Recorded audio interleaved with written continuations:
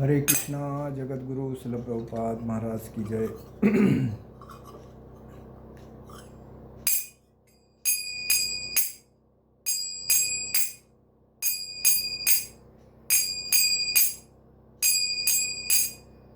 जय राधा माधव कुंज विहारी,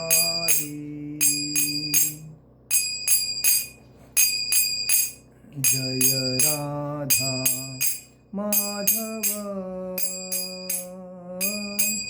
कुंज विहारी।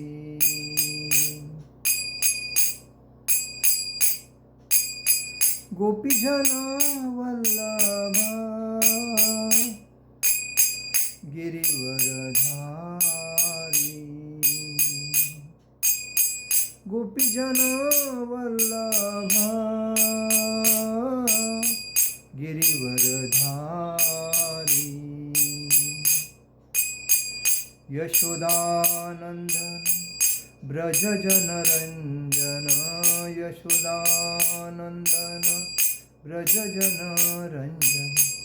यमुना तीरा वनचारी, यमुना तीरा वनचारी।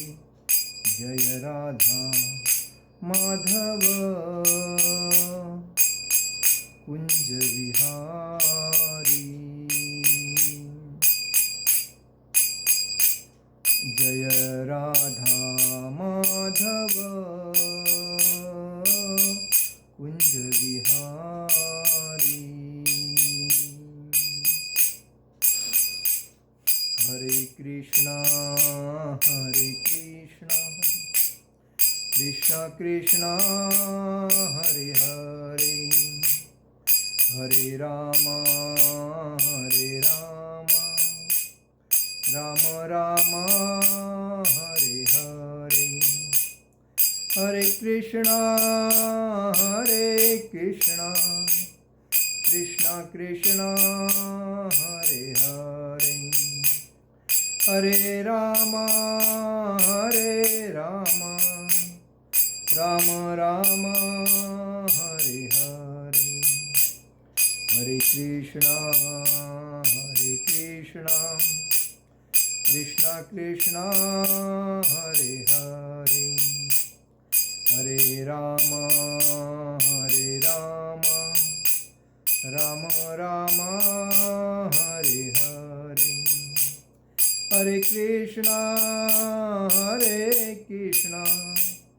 कृष्णा कृष्णा हरे हरे, हरे राम राम राम हरे हरे। हरे कृष्णा कृष्णा कृष्णा हरे हरे, हरे राम राम राम हरे हरे।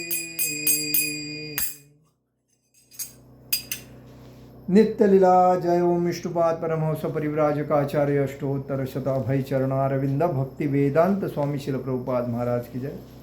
नित्य लीला प्रविष्ट जय ओम विष्णुपाद परमहंस परिव्राजकाचार्य अष्टोत्तर शत श्रील भक्ति सिद्धांत सारस्वती ठाकुर शिल प्रभुपाद महाराज की जय। नित्य लीला प्रविष्ट जय ओम विष्णुपाद परमहंस परिव्राजकाचार्य अष्टोत्तर शत श्रील गौर किशोर बाबाजी महाराज की जय। नित्य लीला प्रविष्ट जय ओम विष्णुपाद परमहंस परिव्राजकाचार्य अष्टोत्तर शत श्रील भक्ति विनोद ठाकुर शिल प्रभुपाद महाराज की जय। नित्य लीला प्रविष्ट जय ओम विष्णुपाद परमहंस परिव्राजकाचार्य अष्टोत्तर शत साक्षात वैराग्य जगन्नाथ जी बाबाजी महाराज की जय। श्री रूप सनातन भट्ट रघुनाथ, श्री जीव गोपाल भट्टदास रघुनाथ छठ गोस्वामी शिल प्रभुपाद महाराज की जय। अनंत कोटि वैष्णव वृंद की जय। नामाचार्य शिल हरिदास ठाकुर की जय। प्रेम से कहो श्री कृष्ण चैतन्य प्रभु नित्यानंद, श्री अद्वैत गदाधर शिवासादि गौर भक्त वृंद की जय। श्री श्री राधा कृष्ण गोप गोपीनाथ श्याम कुंड राधा कुंड गिरि गोवर्धन की जय। मथुरा वृंदावन धाम की जय। मायापुर नवदीप धाम की जय। द्वारका धाम की जय, अयोध्या धाम की जय, पुरुषोत्तम क्षेत्र जगन्नाथपुरी धाम की जय, बद्रीनाथ धाम की जय, रामेश्वरम धाम की जय, गंगा माई की जय, यमुना माई की जय, तुलसी महारानी की जय, भक्ति देवी की जय, हरिनाम संकीर्तन की जय, समवेद भक्त वृंद की जय, समवेद भक्त वृंद की जय, समवेद भक्त वृंद की जय। All glories to assembled devotee, all glories to assembled devotee, all glories to assembled devotee. Shri Guru Gaurang की जय, निताई गौर प्रेमानंदे, हरि हरि बोल। ओम नमो भगवते वासुदेवाय, ओम नमो भगवते वासुदेवाय, ओम नमो भगवते वासुदेवाय। आज हम लोग चर्चा करते हैं भगवद गीता के तीसरे अध्याय के 24 और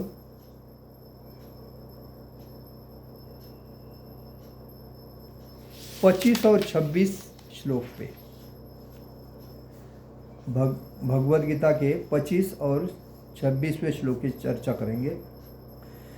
सक्तः कर्मण्य विद्वांसो यथा कुर्वन्ति भारत, कुर्याद् विद्वांस तथा सक्तं चिंकीर्षुर्लोक संगरहम्। सक्ताः कर्मण्य विद्वांसो यथा कुर्वन्ति भारत, कुर्याद् विद्वांस तथा सक्तः चिंकीर्षुर्लोक संगरहम्। सक्तः कर्मण्य विद्वांसो यथा कुर्वन्ति भारत, कुर्याद् विद्वांस तथा सक्तः चिंकीर्षुर्लोक संगरहम्। सक्ता म्हणजे आसक्त, कर्मणी नियत कर्मों से में। अविद्वास म्हणजे अज्ञानी, यथा म्हणजे जिस तरह, कुर्वन्ति म्हणजे करते हैं, भारत म्हणजे भरतवंशी, कुर्यात म्हणजे करना चाहिए, विद्वान विद्वान, तथा म्हणजे उसी तरह, असक्त अनासक्त। चिकीर्षु म्हणजे चाहते हुए भी इच्छुक लोग, संग्रहम म्हणजे सामान्य जन। अनुवाद, जिस प्रकार अज्ञानी जन फल की आसक्ति से कार्य करते हैं, उसी तरह विद्वान जनों को चाहिए कि वे लोगों को उचित पथ पर ले जाने के लिए अनासक्त रहकर कार्य करें। तात्पर्य में शिल प्रभुपाद जी लिखते हैं, जगत गुरु शिल प्रभुपाद महाराज की जय। एक कृष्ण भावना भावित मनुष्य तथा एक कृष्ण भावनाहीन व्यक्ति में केवल इच्छाओं का भेद होता है। कृष्ण भावना भावित व्यक्ति कभी ऐसा कोई कार्य नहीं करता जो कृष्ण भावनामृत के विकास में सहायक न हो। यहाँ तक कि वह उस अज्ञानी पुरुष की तरह कर्म कर सकता है जो भौतिक कार्यों में अत्यधिक आसक्त रहता है, किंतु इनमें से एक ऐसे कार्य अपनी इंद्रिय तृप्ति के लिए करता है जबकि दूसरा कृष्ण की तुष्टि के लिए। अतः कृष्ण भावना भावित व्यक्ति को चाहिए कि वह लोगों को यह प्रदर्शित करे कि किस तरह कार्य किया जाता है और किस तरह कर्म फलों को कृष्ण भावनामृत कार्य में नियोजित किया जाता है। न बुद्धि भेदम जन एद ज्ञानाम, न बुद्धि भेदम जन एद ज्ञाना कर्म संगिनाम, जोषये सर्वस कर्माणि विद्वान युक्त समाचरण। न बुद्धि भेदम जन एदम ज्ञानाम कर्म संगिनाम, जोषर्यस्तर्व सर्व कर्माणि विद्वान युक्त समाचरण। न बुद्धि भेद जन एदम ज्ञानाम सकर्म संगिनाम, जोश ए सर्व कर्माणी विद्वानुक्त समाचरण। न म्हणजे नाही, बुद्धी भेदम म्हणजे बुद्धी का विचलन, जनएत म्हणजे उत्पन्न करे, अज्ञानाम मूर्खों का, कर्म संगीनाम सकाम कर्मों में आसक्त, जोशएत म्हणजे नियोजित करे, सर्व म्हणजे सारे, कर्माणी कर्म, विद्वान विद्वान व्यक्ति, युक्त लगा हुआ, तत्पर, समाचरण अभ्यास करता हुआ। अनुवाद, विद्वान व्यक्ति को चाहिए कि वह सकाम कर्मों में आसक्त अज्ञानी पुरुषों को कर्म करने से रोके नहीं, अज्ञानी पुरुषों को कर्म करने से रोके नहीं, ताकि उनके मन विचलित न हो, अपितु भक्तिभाव से कर्म करते हुए वह उन्हें सभी प्रकार के कार्यों में लगाए, जिससे कृष्ण भावनामृत का क्रमिक विकास हो। तात्पर्य, वेदेच्च सर्वे रहवेमेव वेद, वेदेच्च सर्वैरहमेव वेदम। यह सिद्धांत संपूर्ण वैदिक अनुष्ठानों की पराकाष्ठा है। सारे अनुष्ठान, सारे यज्ञ, कृत्य तथा वेदों में भौतिक कार्यों के लिए जो भी निर्देश है, उन सबों समेत सारी वस्तुएं कृष्ण को जानने के निमित्त है, जो हमारे जीवन के चरम लक्ष्य है। लेकिन चूंकि बद्ध जीव इंद्रिय तृप्ति के अतिरिक्त और कुछ नहीं जानते,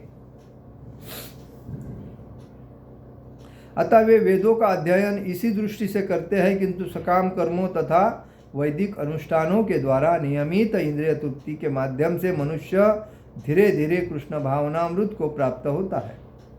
अतः कृष्ण भावनामृत में स्वरूप सिद्धि जीव को चाहिए कि अन्यों को अपना कार्य करने या समझने में बाधा न पहुंचाए, अपितु उन्हें यह प्रदर्शित करे कि किस प्रकार सारे कर्मफल को कृष्ण की सेवा में समर्पित किया जा सकता है। कृष्ण भावना भावित विद्वान व्यक्ति इस तरह कार्य कर सकता है कि इंद्रिय तृप्ति के लिए कर्म करने वाले अज्ञानी पुरुष यह सीख ले कि किस तरह कार्य करना चाहिए और आचरण करना चाहिए। यद्यपि अज्ञानी पुरुष को उसके कार्यों में छेड़ना ठीक नहीं होता, परंतु यदि वह रंज भर भी कृष्ण भावना भावित है, तो वह वैदिक विधियों की परवाह न करते हुए सीधे भगवान की सेवा में लग सकता है। ऐसे भाग्यशाली व्यक्ति को वैदिक अनुष्ठान करने की आवश्यकता नहीं रहती, क्योंकि प्रत्यक्ष कृष्ण भावनामृत के द्वारा उसे वे सारे फल प्राप्त हो जाते हैं जो उसे अपने कर्तव्यों के पालन करने से प्राप्त होते हैं। ओम अज्ञानतिमिरान्धस्य ज्ञानाञ्जनशलाकयां चक्षुरुन्मीलितेन तस्मै श्रीगुरुवे नमः। श्रीचैतन्यमनोभीष्टं स्थापितं येन भूतले स्वयं रूपकदा मह्यं ददाति स्वपदान्तिकं। वन्देऽहं श्रीगुरु श्रीयुतपदकमलं श्रीगुरुवैष्णवांच श्रीरूपं साग्रजातं सहगण रघुनाथामतं तं सजीवं साद्वैतं सावधूतं परिजनसहितं कृष्णचैतन्यदेवं श्रीराधाकृष्णपादान् सहगण ललिता श्रीविशाखान्वितांच। हे कृष्ण करुणा सिंधु दीनबंधु जगतपते गोपेश गोपिकाकांत राधाकांत नमस्तुते। तप्त कांचन गौरांगी राधे वृंदावनेश्वरी विशुभानुसुते देवी प्रणमामि हरिप्रिये। वाञ्छाकल्पतरुभ्यश्च कृपा सिंधु भव पतितानां पावनेभ्यो वैष्णवेभ्यो नमो नमः। नमो ब्राह्मण देवाय गो ब्राह्मणहिताय जगद्हिताय कृष्णाय गोविंदाय नमो नमः।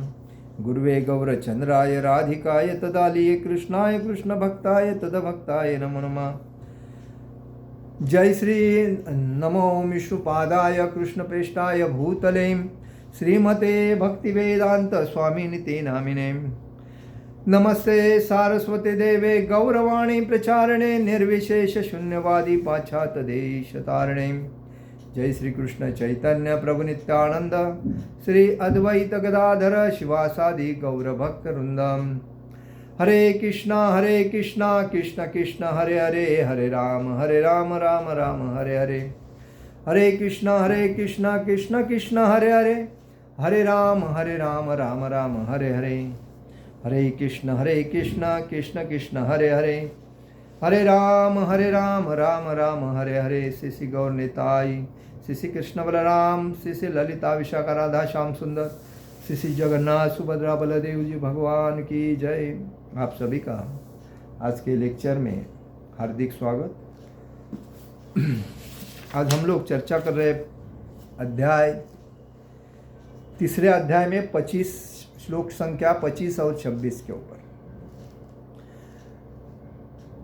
सक्ता कर्मण्य विद्वांसो यथा कुर्वन्ति भारत, कुर्याद् विन्दास् तथा सक्त की चिकीर्षुर्लोक संग्रहम। जिस प्रकार अज्ञानी जन फल की आसक्ति से कार्य करते हैं, उसी तरह विद्वान जनों को चाहिए कि वे लोगों को उचित पथ पर ले जाने के लिए अनासक्त रहकर कार्य करें। देखिए इसमें क्या बताया, अज्ञानी जो लोग रहते हैं वो अपेक्षा करते हैं। क्या करते हैं? मुझे क्या मिलेगा। आज देखिए कोई भी जगह पे कोई कार्य करने को जाता है भौतिक संसार में, तो उसको वो पहला पूछता है सैलरी कितना है, पगार कितना है। इतना कम है, संडे की छुट्टी है, छुट्टी नहीं है, कितना घंटा ड्यूटी है, 12 घंटा ड्यूटी है, 8 घंटा नहीं है। ये सब प्रश्न वो पूछता रहता है। क्यों? क्योंकि उसको मतलब है कुछ मिलना चाहिए, कुछ देगा अच्छा तो मैं कर दूंगा, नहीं तो नहीं। लेकिन देखिए हमें ये सोचना चाहिए, जब हमारे पास कुछ नहीं है तो हमें जो भी मिल रहा है ना, तो उसको हाथ में ले, काम करो। हाथ में काम करते करते दूसरे को देखो उससे ज़्यादा किधर मिल रहा है, तभी इसको छोड़ो उसको पकड़ो। हम लोग क्या करते हैं, वो नहीं दे रहा है ना तो जाने दे, इतना कम में कौन करेगा, मैं नहीं करूँगा, चलो। अरे लेकिन बेकार दिन जा रहे, टाइम जाने वाला टाइम वापस तो मिलेगा नहीं। कम से कम उसको पकड़ के तो चलो, कम मिल रहा है वादा नहीं, लेकिन खर्चा तो निकल जाएगा। वैसा अज्ञानी व्यक्ति का कार्य होता है। तो अज्ञानी व्यक्ति कुछ आस के वजह से कार्य करता है, कुछ मिलेगा तो करूँगा, नहीं तो नहीं। ऐसा नहीं सोचता है चलो जाने दो यार, वैसा तो मैं घर में बैठा हूँ, मैं कर लेता हूँ, कुछ मिला तो भी ठीक, नहीं मिला तो भी। बड़ा मन जो करता है ना उसको भगवान बहुत देता है, लेकिन जो छोटा मन करता है ना वो हमेशा धक्के खाते जीता है। और इसी वजह से अज्ञानपन में रह के वह आगे नहीं जाता। इसलिए कहा जाता है कि वो अज्ञानी जन म्हणजे जनता फल की आसक्ति कार्य करते हैं, कुछ मिलेगा इसके लिए कार्य करते हैं। उसी तरह जो विद्वान होता है, विद्वान जनों को चाहिए, मतलब विद्वान जो होता है उसको ऐसा विचार होना चाहिए कि उचित पद पर ले जाने के लिए अनासक्त रहकर कार्य करता है। जो विज्ञान होता है उसने मन में ये विचार करना चाहिए, अरे जाने दे, उसके पास कुछ नहीं, मेरे पास कुछ सब कुछ है, चलो उसको मैं अच्छी तरह सेवा में लगा देता हूँ और उसको सपोर्ट करता हूँ, उसको जाने दे आगे। चलो आजकल जहाँ भी जाएंगे वो हर व्यक्ति अपने आदमी को आगे करता है। वैसा तो समाज में एक रिवाज है, कोई भी आदमी अपने से आगे जाता है तो उसको देखा नहीं जाता है, क्योंकि क्या बोलते हैं लोकल भाषा में वो ईर्ष्या करता है, मतलब जलस हो जाती है। अरे ये तो कल आया, हम कितने सालों से हैं, हम सीनियर है, और ये कल आया और कितना आगे चला गया, हम इधर ही है। अरे बाबा उसमें क्वालिटी है, तुम्हारे क्वालिटी को तुमने रिचार्ज नहीं किया, तुम्हारी क्वालिटी वैसी की वैसी है। वो क्वालिटी थोड़ा एक्सपर्ट है, वो चली गई आगे, तो उसमें ईर्ष्या क्यों करने का। वैसा तो समाज में कोई किसको आगे जाने देता नहीं। देखिए अगर राजकीय क्षेत्र में जाओगे और उधर देखोगे तो कोई भी सरपंच भी, तलाटी भी, नगर सेवक भी आमदार भी, खासदार, मंत्री भी, अधिकारी भी अपने घर का जो बच्चा है उसी को ही रिक्वायरमेंट में आगे करेगा। और दूसरा अगर पूछता है जगह खाली है, अरे यार भर दिया रहा, जगह था भर दिया, इसका पहला ही मतलब रेडीमेड करके भर दिया। लेकिन ये नहीं सोचता है मेरे घर में 4 लोग सेवा कर रहे हैं, उसके घर में कोई नहीं है, चलो उसको मैं लगा देता हूँ, उसका परिवार का भला। ये विद्वान व्यक्ति का सोच होना चाहिए। इसलिए बताया है कि विद्वान ने अनासक्त होकर, कोई आसक्त मतलब कोई इच्छा रखना नहीं। आज सरकारी अधिकारी पगार मिल रहा है, भत्ता मिल रहा है, रहने की सुविधा मिल रही है, परिवार का संपूर्ण संरक्षण हो रहा है, किससे? जनता के पैसे से। लेकिन फिर भी कोई जनता अगर उसके पास काम करने को जाती है तो उसकी अपेक्षा लगे रहती है, इसके पीछे मुझे क्या मिलेगा। मतलब कितना स्वार्थी आदमी बना है। वैसा तो हम जिससे कुछ भांदन देते हैं उसका उदार दिल से, जनता का मैं ऋणी हूँ, इसलिए मेरा फर्ज बनता है कि ईमानदारी से, एकनिष्ठता से, पारदर्शक मैं सेवा जनता की करूँ। ये वो विद्वान व्यक्ति का कार्य होता है। अपेक्षा नहीं करना चाहिए। लेकिन आजकल हर जगह पे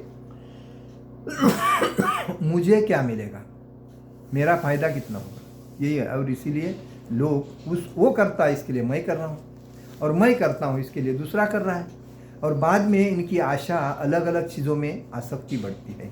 जैसे कोई लोग अलग अलग डिमांड कर देते हैं। मैंने एक पेपर में पढ़ा था कि एक व्यक्ति ने एक आदमी से न होने वाला काम करने के लिए बोला, तो उसने काम कर दिया, लेकिन उसने डिमांड क्या रखा कि सुंदर कंप्यूटर चाहिए, उसको कोई यूज़ नहीं किया है, मैं पहला यूज़ करूँगा। कंप्यूटर मतलब लड़की। तो इसका मतलब क्या है, आदमी की आस किधर किधर बढ़ती है वो देखो। तो कहने का मतलब है, इसीलिए तात्पर्य में श्रील प्रभुपाद जी लिखते हैं, कृष्ण भावना भावित मनुष्य तथा एक कृष्ण भावना हीन व्यक्ति में केवल इच्छाओं का भेद होता है।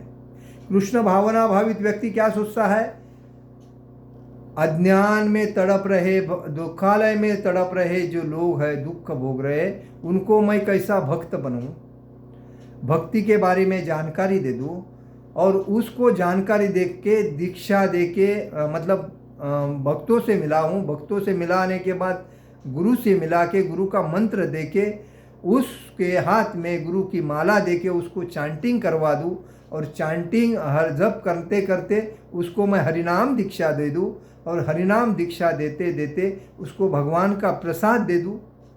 प्रसाद देने के बाद, मतलब प्रसाद तो पहला दिया जाता है, बाद में आहिस्ता आहिस्ता जब वो भक्ति में चांटिंग करता है उसके बाद हरिनाम दीक्षा दी जाती है, तुरंत तो दीक्षा कोई देता नहीं। तो कहने का मतलब है, हम दुखालय से उठा के सुख की जगह पे कैसा लाऊं मैं उसको, और उसके जीवन में प्रकाश की ज्योत कैसी जलाऊं। ये कृष्ण भावना भावित व्यक्ति के अंदर के विचार होते हैं।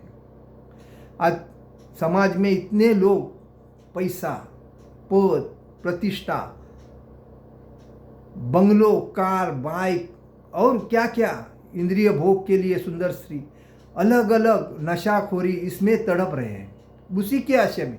और ये सब जो धंधे हैं, ये जब मार्ग है, ये सब कहाँ लेके जाते हैं, नरक में लेके जाने वाले रास्ते। तो उसके लिए लोग दिन रात मेहनत करते हैं, कितना भी पैसा मिलता है उनको पूरता ही नहीं, क्योंकि इन्होंने अपने खर्चे इतने बढ़ा के रखे हैं कि इनको पैसा आएगा वो रुकेगा ही नहीं उनके पास, क्योंकि आगे जाके खड्डे बना के रखे ना इधर। वैसा तो एक आदमी मैं सुना था, वो बोलता है सुबह से लेके शाम तक मेरा इतना इतना खर्चा है, इतने जब पैसे नहीं दिन में मिलेंगे मुझे, तो मेरा ये दिन चलेगा ही नहीं, वापस दूसरे से लेना पड़ता है। ये कैसा हुआ क्योंकि इस व्यक्ति ने अपने खुद को इतने गड्ढे में डाल के रखा है, और उस गड्ढे को जब बुझाएगा तभी उसका दिन चलेगा, और जब तक वो नहीं बुझाएगा वो टेंशन में आ जाएगा। तो ये कौन कर रहा है? भगवान ने तो नहीं बोला था करने के लिए, या परिवार तो नहीं बोलता है करने के लिए। ये खुद को जो खुजली होती है, मेरे को ये करना चाहिए, मेरे को वो करना चाहिए, मेरे को वो करना चाहिए, उसी की वजह से आदमी अपने सर पे टेंशन लेता है और जीता है, और इसीलिए त्रस्त है। और इसीलिए हमारे भक्त जो होते हैं वो हर जगह पे हरिनाम संकीर्तन करने जाते हैं, हर जगह पे बुक डिस्ट्रीब्यूशन करने जाते हैं, हर जगह पे खिचड़ी प्रसाद डिस्ट्रीब्यूशन करते हैं। तो लोगों को यही बोलते हैं कि आप दुखालय में जो तड़प रहे हो, तो आपको यही एक मार्ग है, हरिनाम कीर्तन में आके भगवान को सरेंडर हो जाओ। सर्वधर्मान परित्यज्यम मामेकम शरणम मदम। भगवान बोलते हैं सर्व धर्मों को त्याग करो, सबको छोड़ दो और मेरे शरण में आके मुझे नमस्कार करो, मुझे ये भगवान मानो, और मैं आपको सभी पापों से, सभी अपराधों से मुक्त करके आपका संरक्षण करूंगा, ये भगवान बोलते हैं। लेकिन अज्ञानी व्यक्ति क्या बोलता है? नहीं, मेरे घर पे मेरी पत्नी है, मेरे बच्चे हैं, मेरी प्रॉपर्टी है, मेरा इतना बड़ा पद है, लोग मुझे मानते हैं, मेरी इतनी बड़ी प्रसिद्धि है, ये सब इधर रहता है। जब आदमी को अचानक अटैक आता है और वो आदमी निकल जाता है, तब ना पत्नी आती है अपने साथ, ना बच्चे आते हैं अपने साथ, ना पद आता है अपने साथ, ना प्रसिद्धि आती है अपने साथ, ना बैंक बैलेंस आता है अपने साथ, ना प्रॉपर्टी आती है अपने साथ, ना पोते आता है अपने साथ, सब इधर ही रहता है। अगर तुम भक्ति किया होता तो कम से कम भगवान का नाम तुम्हारे मुंह में रहता, तो भगवान का नाम के साथ तुम भागवत धाम जाता, क्योंकि भक्ति तुम्हारे साथ जाएगी।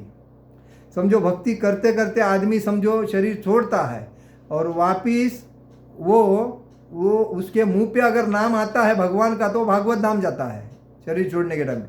अगर वो नहीं आता है तो अगले जन्म में भक्त के घर में उसका जन्म होता है, तो वापिस उसी भक्ति से वापिस उसकी भक्ति चालू हो जाती है। तो कहने का मतलब है जो अनासक्त, जो भावना कृष्ण भावना हीन है, मतलब जो कृष्ण भावना भावित नहीं है, कृष्ण भावना भावित मतलब कृष्ण भक्त, और कृष्ण भावनाहीन म्हणजे कृष्ण भक्त नहीं है, वो क्या सोचता है? मुझे पैसा कितना मिलेगा, मुझे पद मिलेगा क्या, प्रसिद्धि मिलेगी कि, और जाने आने का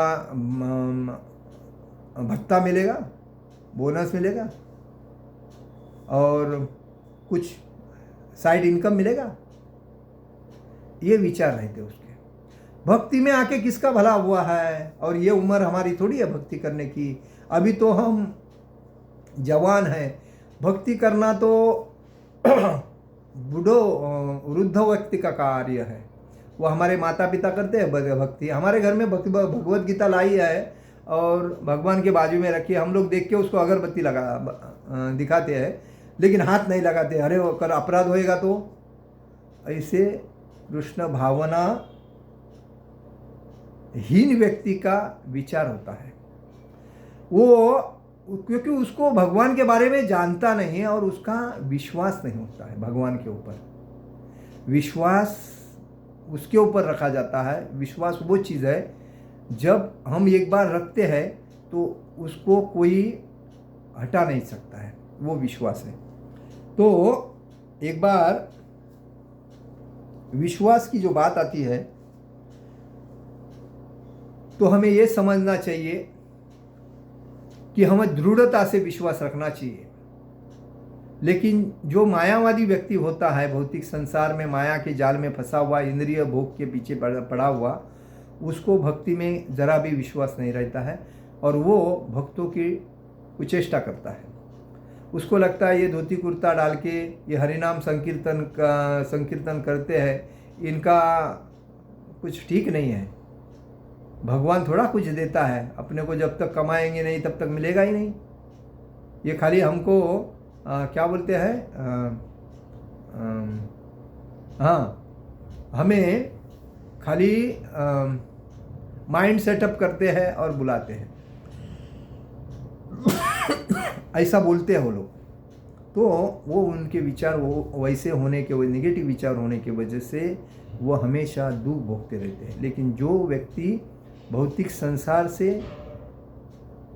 त्रस्त हुआ है और उसको कोई रास्ता नहीं है, वो भक्तों से मिलता है, भक्ति में आता है, भक्ति करने को शुरुआत करता है, भगवान को सरेंडर होता है और अपने जीवन को सार्थक बनाता है, तभी वो जीवन आनंद से जीता है। तो कहने का मतलब ये है कि कृष्ण भावनामृत के विकास में सहायक न हो, यहाँ तक कि वह उस अज्ञानी पुरुष की तरह कर्म करता रहता है। वह अज्ञान के चक्कर में, तमोगुण में, रजोगुण में फंसा रहने के वजह से वो धक्के खाता रहता है और माया उसको लताड़ती रहती है। जो भौतिक कार्यों में अत्यधिक आसक्त रहता है, इनमें से एक ऐसे कार्य अपनी इंद्रिय तृप्ति के लिए करता है, जबकि उसका दूसरा कृष्ण की तुष्टि। कृष्ण भक्त भगवान को कैसा मैं प्रसन्न करूं, तो भगवान के लिए फूल का माला बनाएगा, प्रसाद बनाएगा, भगवान के लिए सब्जी लाएगा, भगवान के लिए तुलसी पत्र लाएगा, भगवान के मतलब भगवान को प्रसन्न करने के लिए भगवान का भक्त करता रहे। लेकिन जो अज्ञानी व्यक्ति है वो भगवान के बारे में विचार नहीं करता, वो खाली माया के बारे में विचार करता है और उसको लगता है पैसा है तो सब कुछ है, नहीं तो कुछ नहीं। और वो भक्ति से हमेशा दूर रहता है, क्योंकि उसको इंद्रिय तृप्ति में आनंद रहता है। जबकि दूसरा कृष्ण की तुष्टि के लिए अतः कृष्ण भावना भावित व्यक्ति को चाहिए कि वह लोगों को यह प्रदर्शित करे कि किस तरह कार्य किया जाता है। और कृष्ण भक्त जो होता है वो हमेशा अलग अलग एरिया में जाके भगवान के बारे में उनको बता के भगवान के प्रसाद देकर उनको प्रसन्न करना चाहता है और भक्ति के बारे में उनको बताता है। क्योंकि भक्ति जो करता है, जैसा प्रहलाद महाराज ने किए, जैसा ध्रुव महाराज ने किए, वो भक्ति के बारे में उनको एग्जाम्पल देता है और बताता है भक्ति में आने से आपका कितना फायदा होगा।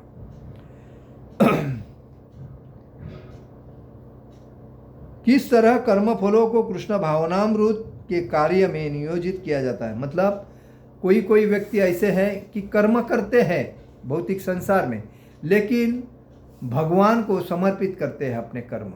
जैसा कि एक महाराज जो थे, उन्होंने अपनी पूर्ण सैलरी भगवान को समर्पित करके दी थी, वो कभी अपने पास रखते नहीं थे। वैसा कहा जाए तो अनेक उदाहरण हैं। जैसे चडगो स्वामी ने अपनी पूर्ण प्रॉपर्टी 4 विभाग में डिवाइड करके वैष्णव को बांटी, ब्राह्मणों को बांटी और परिजनों को बांटी और एक हिस्सा अपने लिए रखे, पूर्ण भक्ति में समर्पित हो गए। वो भी उनका एग्जाम्पल देने का मतलब क्या है, वो मुस्लिम राजा के पास ये करते थे, नौकरी करते थे और वो नौकरी करते करते त्रस्त हो गए थे और उससे कैसे निकलेंगे उसी के बारे में वो सोचते थे। और बाद में उनको जब रास्ता मिला, चैतन्य महाप्रभु जब मिले उनको, तो वो ऑटोमेटिक नौकरी से वेश बदली करके भागकर उन्होंने अपना भौतिक संसार से खुद को अलिप्त कर दिया। कहने का मतलब आज भी समाज में ऐसे लोग हैं जो संसार से दूर, मतलब भौतिक क्रियाकर्मों से दूर होकर भक्ति में लगना चाहते हैं। और इसीलिए हम हमेशा बोलते हैं, श्रील प्रभुपाद जी ने हमें ऐसा प्लेटफॉर्म दिया है कि भागवत धाम जाने का हमें कुछ करना है, सब प्रभुपाद और प्रभुपाद के शिष्यों ने किया है, हमें खाली उसमें अपना टाइम देना है, ज़्यादा से ज़्यादा भगवान का नाम का जप जो है उसको करना है, भगवत गीता पढ़नी है, भागवतम पढ़ना है, चैतन्य चरितामृत पढ़ना है और भगवान का जो उच्छिष्ट जो प्रसाद है उसको ग्रहण करके किसी से ईर्ष्या, क्रोध, लोभ, मोह, मत्सर या संशय, ये 6 राक्षसों को अलग करना है। 4 नियमों का पालन करके हमें मनुष्य बन के भक्ति में समर्पित होना है। ऑटोमेटिक भक्ति में प्रगति हो जाती है।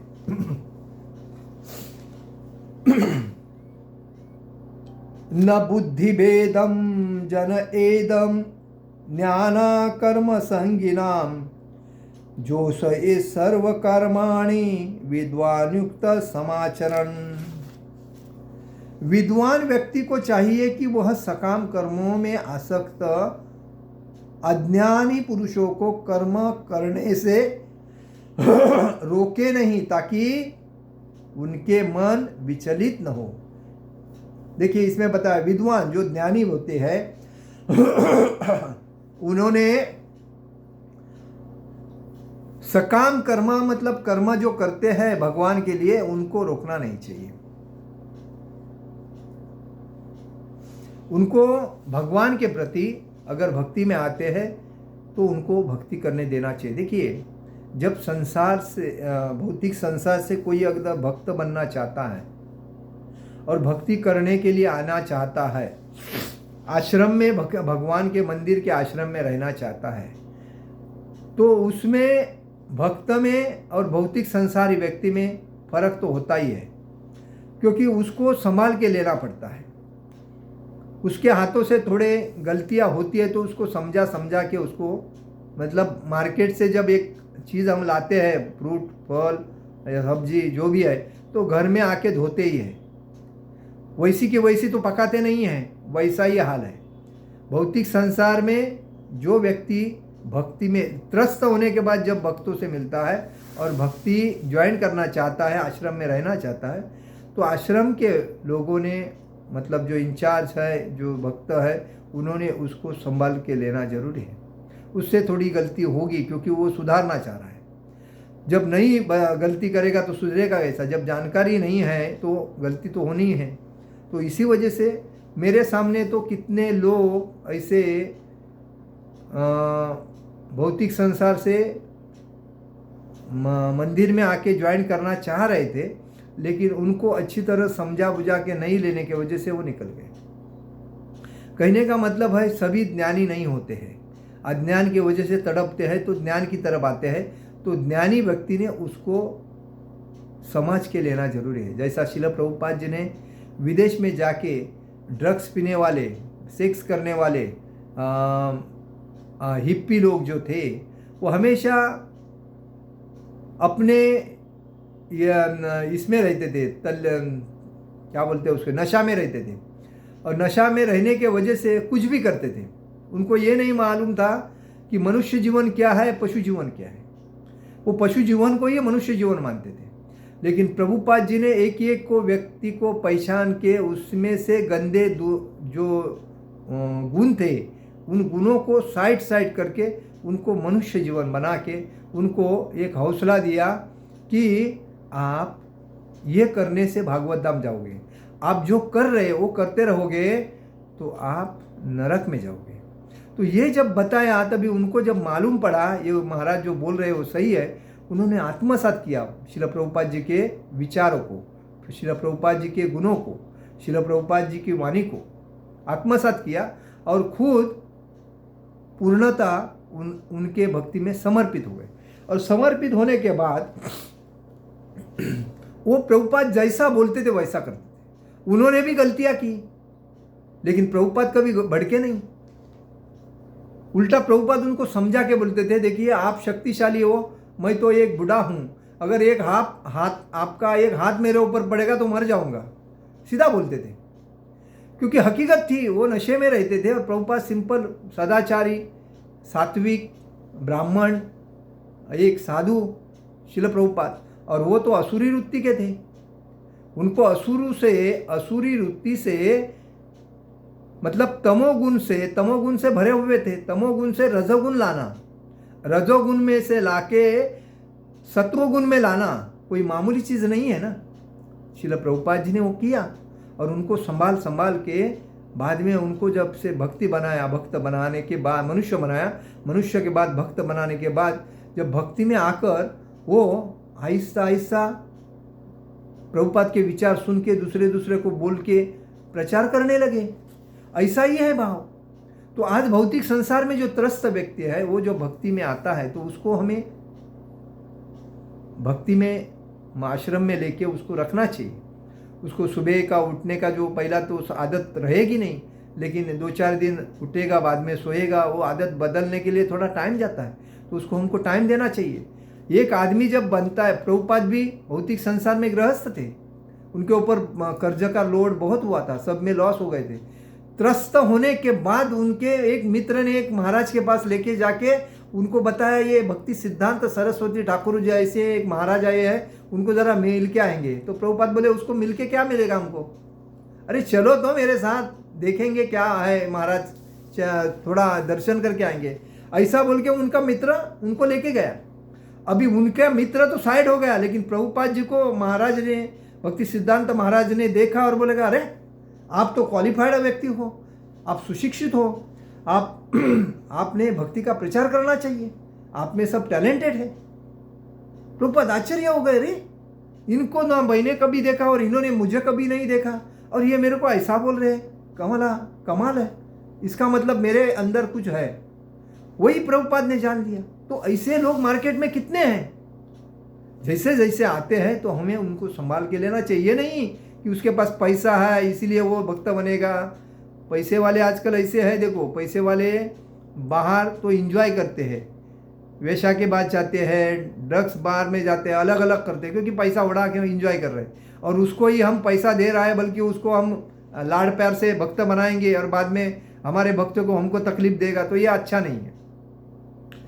तो हमें ये जानना चाहिए कौन सी माता जी, आज माता जी के भी प्रकार है, भक्ति में आते हैं माता जी, वो भी अलग अलग माता जी। पैसे वाली माता जी जो रहेगी तो उसमें भी कोई अलग अलग इंजॉय करने की आदत रहेगी, तो समझना चाहिए। पुरुष भी प्रभु जी भी रहेंगे, अलग अलग इंजॉय करने की आदत उसमें भी रहेगी। वो देखना कि पैसा है, पैसा उड़ाओ इंजॉय करो, वो आदत है। और उनको हम डायरेक्टली जब कोई चीज़ लेते हैं, दीक्षा देते हैं, पैसा दिया, इसने 1 लाख ना 1 करोड़ दिया, इसने 2 करोड़ दिया, तो इसका मतलब तो ये गलत है। हमें देखना चाहिए, उसका बैकग्राउंड देखना चाहिए कि वो आदमी क्या कर रहा है।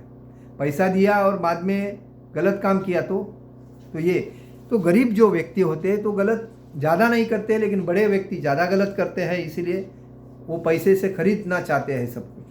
तो वो आदत नहीं लगनी चाहिए, इसलिए सावध होकर चलना चाहिए। लेकिन प्रभुपाद ने जिन्होंने प्रभुपाद को पैसा दिया, उन्होंने उन लोगों को प्रभुपाद ने सही रास्ता बताया, क्योंकि वो लोग गलत थे, लेकिन प्रभुपाद को मिलने के बाद वो लोगों ने कभी गलत काम किया नहीं।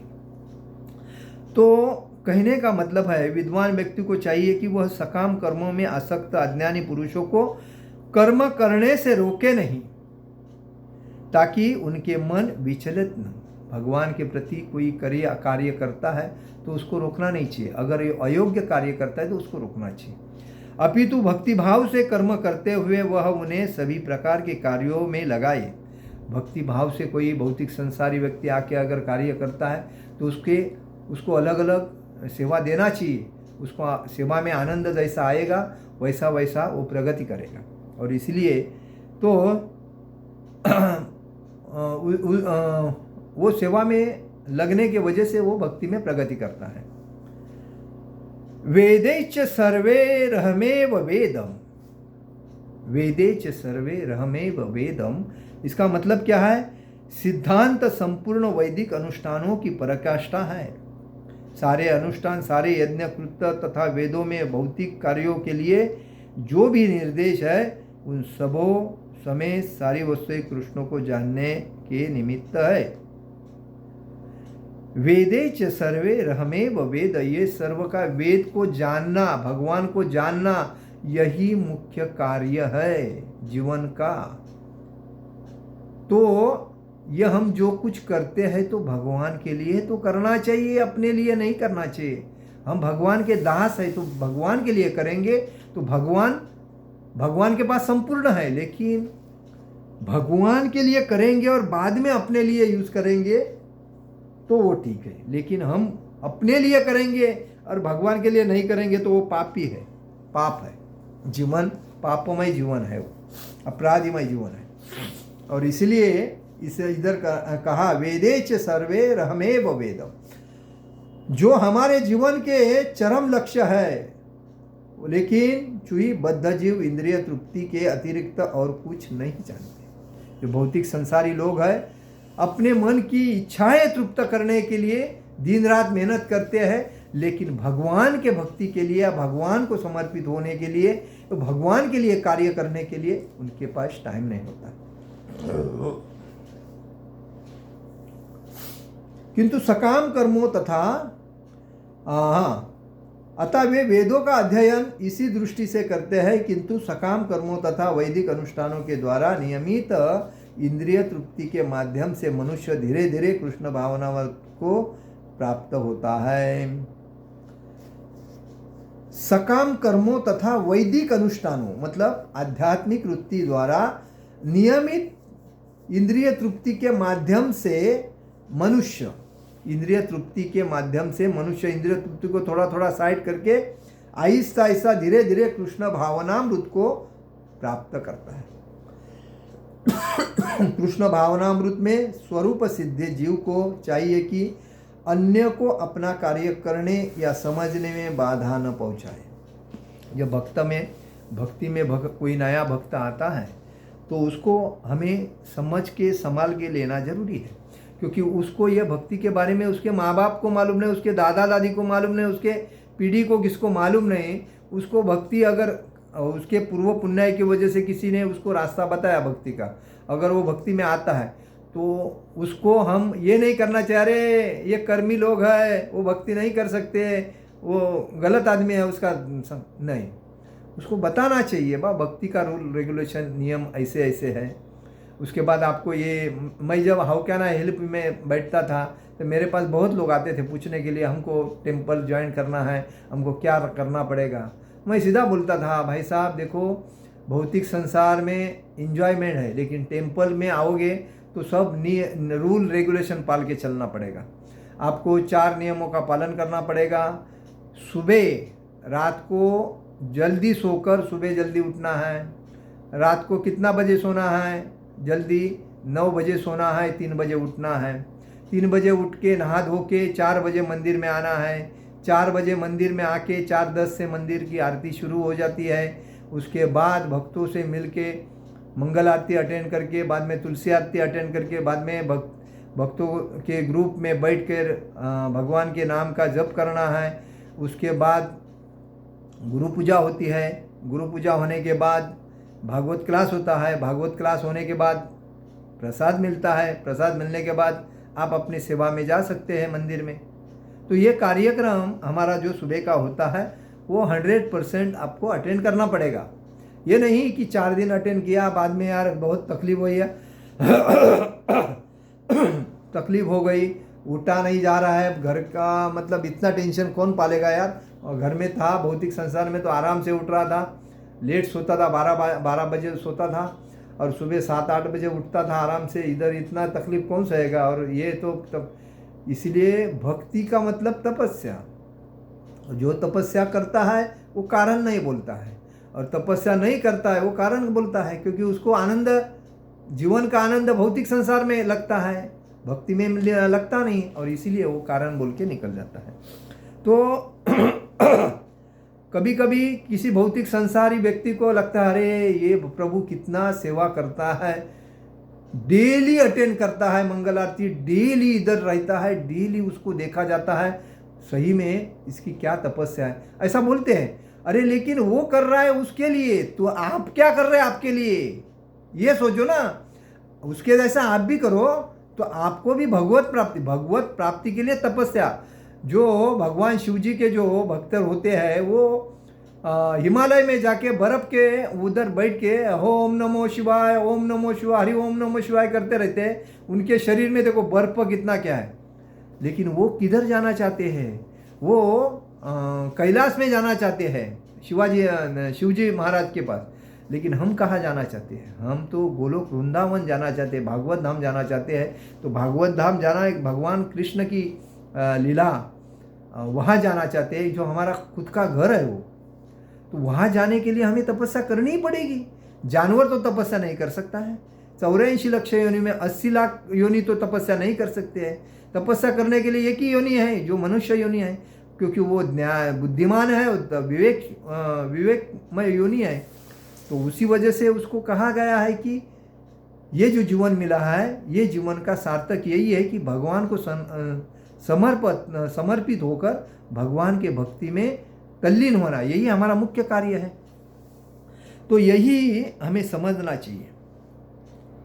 तो अज्ञानी पुरुष यह सीख ले कि किस तरह कार्य करना चाहिए, आचरण करना चाहिए। कार्य कैसा करना चाहिए, आचरण कैसा होना चाहिए। किसी को अपने से तकलीफ नहीं होना चाहिए, किसी को हमें जोर से बात बोल के तकलीफ नहीं देना चाहिए, किसी को उलट बोलना नहीं चाहिए। सबका आदर करना चाहिए, भले अपने से छोटा है भले अपने से बड़ा है, सबका आदर करना चाहिए। और हमेशा अपने नियमों का पालन में सतर्क रहना चाहिए, अपने से गलती नहीं होना चाहिए, इसका ज्ञान होना चाहिए। यद्यपि अज्ञानी पुरुष को उसके कार्यों में छेड़ना ठीक नहीं होता, और उससे गलती हो गई इसका मतलब ये नहीं कि उसको हमें छेड़ना चाहिए।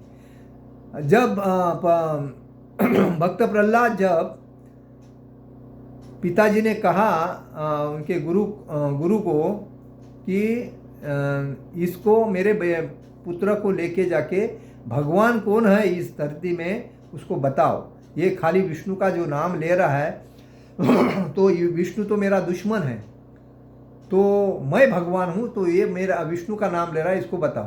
तो भक्त प्रहलाद ने क्या किया, और स्कूल में जाके जब वो बच्चे थे उनको भी अपने जैसा बताया कि भगवान विष्णु है, भगवान तो ये मेरा पिताजी नहीं, हिरण्यकश्यप नहीं है, तो आप ओम नमो भगवते वासुदेवाय इसका जप करो।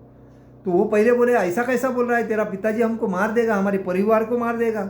तो नहीं, जो सही है मैं बोल रहा हूँ वो करो, तो फिर आपको तकलीफ होगा। बोला ठीक है भगवान, अगर आप भगवान के भक्त हो जाते हो तो भगवान भक्त का ख्याल करते हैं। भगवान का भक्त जो होता है, तो जो भक्त जिस भक्त को भगवान बचा सकते हैं उसको कोई मार नहीं सकता, और जिसको मार सकते हैं उसको भगवान बचा नहीं सकते। तो भगवान के भक्ति में अगर तल्लीम हो जाओ तो भगवान ऑटोमेटिक बचाएगा। तो जैसा जैसा उसने बताया वैसा वैसा वो क्लास के बच्चे लोग करने लगे, और बाद में हिरण्यकश्यप ने भक्त प्रहलाद को अपने पुत्र को ही तकलीफ दिया, जैसा कि हत्ती के पैर के नीचे डाला, आग के अंदर जलाने को डाला, पहाड़ के ऊपर से फेंकने को दिया, कढ़ाई में उखड़ते तेल में डाला, लेकिन कुछ नहीं हुआ क्योंकि भगवान ने उसको रक्षा, क्योंकि भगवान उसके रक्षक थे। तो इसलिए कहा जाता है कि हमें याद रखना चाहिए कि जब नया व्यक्ति आता है तो उसको हमें मतलब तकलीफ नहीं देना चाहिए, उसको संभाल के लेना चाहिए। उसमें थोड़ा अहंकार होता है, थोड़ा ईगो होता है, तो थोड़ा समझना चाहिए। परंतु यदि वह रंज भर भी कृष्ण भावना भावित है तो वैदिक विधियों की परवाह न करते हो सीधे भगवान की सेवा में लग सकता है। अभी उसके अंदर भगवान के भक्ति के भाव है तो भगवान के भक्ति को छोड़ेगा नहीं, वो ऑटोमेटिक भक्ति में तल्लीन हो जाएगा, क्योंकि वो भक्ति करने के लिए आया। एक वक्त आया जब ठंडी के सीज़न में वो उसको लंबा रखने के बाद भी वो 3 बजे आके मंदिर में बैठ के अपनी साधना करता था। कितने लोग उसको चेकिंग करते थे, लेकिन वो कभी डस का अवश्य नहीं हुआ। वो हमेशा अपने भक्ति में तल्लीन था और बराबर अपने टाइम पे एक्यूरेट था, क्योंकि उसको मालूम था मुझे को भौतिक संसार से मैं त्रस्त हूँ, मुझे आध्यात्मिकता में प्रगति करनी है, तो मुझे ये जो तकलीफ हो रही तो आना नहीं, मैं सहूँगा, और उसमें वो सक्सेस हो गया। तो कहने का मतलब हमें परीक्षा लेने वाले बहुत रहते, और भगवान कृष्ण के भक्ति में हमेशा परीक्षा ली जाती है। ब्रह्मदेव के या गणपति के या शिव जी के भक्ति में परीक्षा नहीं होती है, वो तो तुरंत प्रसन्न हो जाते हैं। गणपति बापा को अगर एक कोई लाल फूल ला के देवे तो प्रसन्न हो जाए, मोदक कोई देवे प्रसन्न, शिव जी को बेल पत्र देवे प्रसन्न, पानी देवे, जल देवे प्रसन्न, ब्रह्मा जी को भी प्रसन्न कर सकते हैं आप तुरंत उनका नाम लेके। लेकिन भगवान श्री कृष्ण या भगवान विष्णु को तुरंत प्रसन्न नहीं कर सकते, क्योंकि वो परीक्षा लेने के बाद आपको प्रसन्न होते हैं। इसीलिए ऐसे भाग्यशाली व्यक्ति को वैदिक अनुष्ठान करने की आवश्यकता नहीं रहती, क्योंकि प्रत्यक्ष कृष्ण भावनामृत के द्वारा उसे वे सारे फल प्राप्त हो जाते हैं जो उसे अपने कर्तव्य के पालन करने से प्राप्त होते हैं। और कृष्ण भावना भावित व्यक्ति होने से उसके मन की पूर्ण इच्छा तृप्त हो जाती है। इसलिए कहा जाता है भगवान के मंदिर में देर है लेकिन अंधेर नहीं होता है। तो भक्ति में भी आदमी को सभी इंद्रिय सभी इच्छाएं तृप्त करने के लिए देर हो जाएगी, लेकिन अंधेर नहीं है। तो ये समझना चाहिए, हम भक्ति में प्रगति तुरंत नहीं कर सकते हैं। भक्ति में प्रगति करने के लिए प्रथमतः भक्तों का संग चाहिए। और भक्त कैसे होने चाहिए? जो भक्ति करने वाले चाहिए, जो बाहर के, मतलब भक्त दो प्रकार के होते हैं। एक मक्खियाँ दो प्रकार की होती है। देखो, एक मक्खियाँ जख्म के ऊपर बैठ के खून चूस के दूसरी गंदगी फैलाती है, और दूसरी जो मक्खियाँ होती है, मधुमक्खियाँ, वो फूल के ऊपर बैठ के उसमें से मध निकाल के एक घोंसला में जमा करती है। तो जो मध निकालती है मक्खी है, वो है ब्रह्म, मतलब भगवान का कृष्ण भक्त, कृष्ण भावना भावित भक्त। और जो जख्म पर बैठती है और गंदगी फैलाती है, वो है कृष्ण भावना रहित भक्त, जो उसको लोगों को भक्ति के बारे में गलत बताता है। तो ये हमें समझना चाहिए, और ये समझने के वजह से हम भक्ति में प्रगति कर सकते हैं।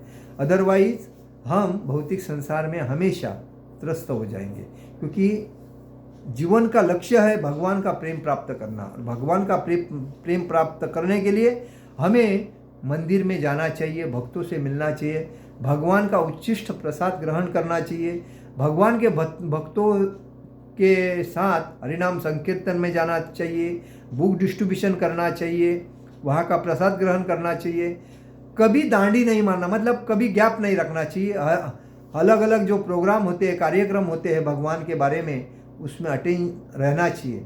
तो हमें, और धोती कुर्ता वैष्णव ड्रेस में, हमें हमेशा वैष्णव ड्रेस में ही जाना चाहिए। ऐसा नहीं कि मंदिर में जाते तो धोती कुर्ता पहनो, बाहर जाते तो पैंट शर्ट पहनो, लोग क्या बोलेंगे, बाबा हो गया।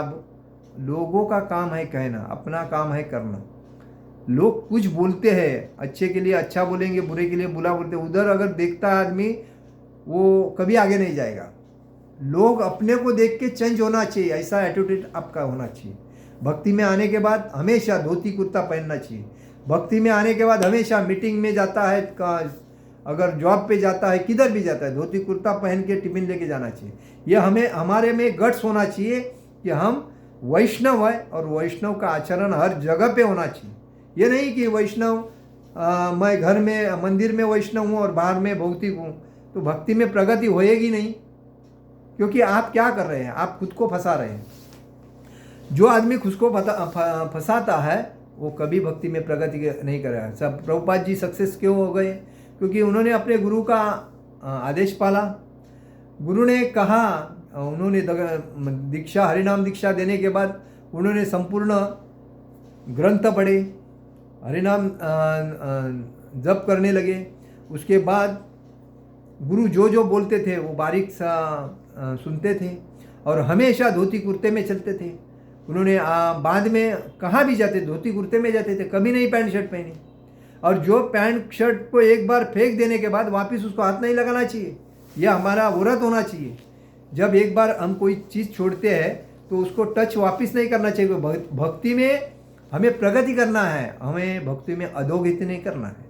हम आए हैं भक्ति में प्रगति करके भागवत धाम जाने के लिए, तो हमारा जन्म सिद्ध हक है कि भक्ति के नियमों को तंतोतंत पालन करें, उसमें कोई थोड़ी भी गलती नहीं होना चाहिए। तभी तो हम भागवत धाम जाएंगे। नहीं तो क्या है, ये कुचेष्टा करके जो भक्ति करते हैं, पैंट शर्ट पहनने का, घर में रहने का, लोग क्या बोलेंगे, तो ये गलत है, अच्छा नहीं लगता है। उनको लगता होएगा, लेकिन जो भक्ति में दृढ़ है उसको तो अच्छा नहीं लगेगा। और उससे बाद उसको वैराग्य आता है। वैराग्य आने के बाद वो गृहस्थ है तो वानप्रस्थ में जा सकता है, वानप्रस्थ में है तो सन्यासी बन सकता है। जब ये चीज़ आती है तभी आपको ये न्याय आएगा। अदरवाइज आप क्या है कि आपको लगेगा अरे यार वो भक्त है, मैं भी भक्त हूँ, उसमें क्या हुआ, तो ये गलत है। भक्ति में प्रगति करने के लिए पूर्ण वैष्णव आचरण होना, आत्मसात करना और उसको प्रत्यक्ष में उतारना, ये मुख्य बात है। हरे कृष्णा कृष्ण कृष्ण हरे हरे, हरे राम राम राम हरे हरे। जगत गुरु शिल प्रभुपाद महाराज की जय। परम पूज्य लोकनाथ स्वामी महाराज की जय। निताय गौर प्रेमानंदे हरि हरि बोल। भगवद गीता की जय। हरे कृष्ण महामंत्र की जय। निताय गौर प्रेमानंदे हरि हरि बोल।